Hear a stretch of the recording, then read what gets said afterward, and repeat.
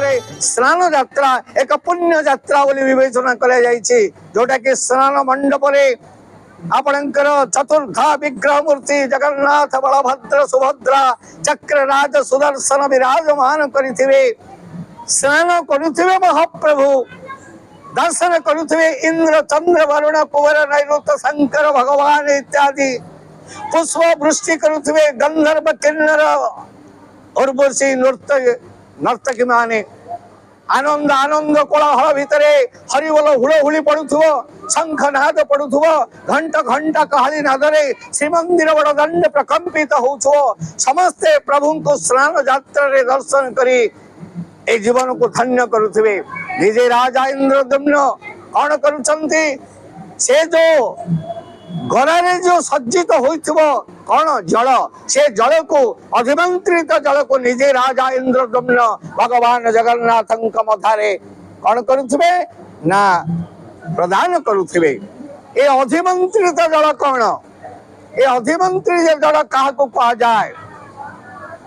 ଅଣସର କୂଅ ବୋଲି ଗୋଟିଏ କୂଅ ଅଛି ଶ୍ରୀମନ୍ଦିର ଭିତରେ, ଯୋଉଟା କି ଆପଣଙ୍କର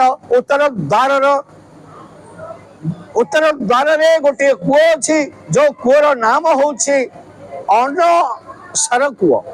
ଅଣସର କୂଅ ବୋଲିକିରି କୁହାଯାଏ, କାରଣ ବର୍ଷ ସାରା ସେ କୂଅର ଜଳ ସେମିତି ଭାବରେ ରହିବ। କିନ୍ତୁ ଯୋଉଦିନ ଭଗବାନ ଜଗନ୍ନାଥ ପରମ ବ୍ରହ୍ମ ଆସିବେ ସ୍ନାନ ବେଦିକି, ତାର ପୂର୍ବ ରାତ୍ରରେ ପୂର୍ବ ଦିନ ତାକୁ ନିଜେ ସ୍ୱୟଂ ବ୍ରହ୍ମଦେବ ଆସି କଣ କରିବେ, ଏଇ ମନ୍ତ୍ର କରିବେ। ଅଧିମନ୍ତ୍ରିତ ଜଳ ବୋଲିକିରି ଯାହାକୁ କୁହାଯାଏ ଅଧିବାସ। ସେ ଜଳକୁ ଅଧିମନ୍ତ୍ରିତ କରି, ସେ ଜଳକୁ ସଂସ୍କାର କରି, ସେ ଗଡ଼ାରେ ଥିବା ଜଳକୁ ଆଣିକିରି ଛାମୁରେ ରଖିବେ। এই ଛାମୁରେ ରଖିଲା ପରେ ଯୋଉଦିନ ସ୍ନାନ ଯାତ୍ରା ହବ, ପ୍ରଭୁ ରତ୍ନ ବେଦୀରୁ ଯେତେବେଳେ ଆସିବେ ସ୍ନାନ ବେଦୀକୁ, ନିଜେ ରାଜା ଇନ୍ଦ୍ରଦ୍ୟୁମ୍ନ ବ୍ରହ୍ମଦେବଙ୍କର ଅଧିମନ୍ତ୍ରିତ ଜଳକୁ କଣ କରିବେ ନା ପ୍ରଦାନ କରିବେ ମଥାରେ। ତାକୁ ସ୍ନାନ ଯାତ୍ରା ବୋଲି କୁହାଯାଏ। ଏ ସ୍ନାନ ଯାତ୍ରା ହଉଛି ଆର୍ଯ୍ୟ ଯାତ୍ରା। ଆର୍ଯ୍ୟ ସେବକଙ୍କ ଦ୍ୱାରା ଆର୍ଯ୍ୟ ଯାତ୍ରା ସମାପିତ ହୋଇଥାଏ। ଅନ୍ୟ ପଟରେ ଯଦି କହିବା, ଏ ଜଳ କଣ, ଏ ଜଳ ରାଶି କାହିଁକି ଅଣସର ବୋଲିକିରି କୁହାଯାଏ, ଅଣସର କୂଅ ବୋଲି କାହିଁକି କୁହାଯାଏ ନା ଶାସ୍ତ୍ର କହିଛି, ତୀର୍ଥାନାଂ ସର୍ବତୀର୍ଥାନାଂ ତୀର୍ଥଶ୍ରୀ ପୁରୁଷୋତ୍ତମ। ଏ ହଉଛି ପ୍ରଧାନ ତୀର୍ଥ, କ୍ଷେତ୍ର ତୀର୍ଥ, ଶ୍ରୀକ୍ଷେତ୍ର ତୀର୍ଥ। ଏ ତୀର୍ଥ ଜଳ ହଉଛି ସମୁଦ୍ର ମହୋଦଧି ତୀର୍ଥ, ଯାହାକୁ କୁହାଯାଏ ସବୁ ଜଳ ଆସି ମହୋଦଧିରେ କଣ କରନ୍ତି ନା ମିଶ୍ରଣ ହୋଇଥାନ୍ତି। ସେ ମିଶ୍ରିତ ଜଳ କଣ, ସେ ଜଳ ହଉଛି ଅପବିତ୍ର ଜଳକୁ ପବିତ୍ର କରୁଛନ୍ତି ସ୍ନାନ ଯାତ୍ରାରେ ମହାପ୍ରଭୁ ଶ୍ରୀ ଜଗନ୍ନାଥ।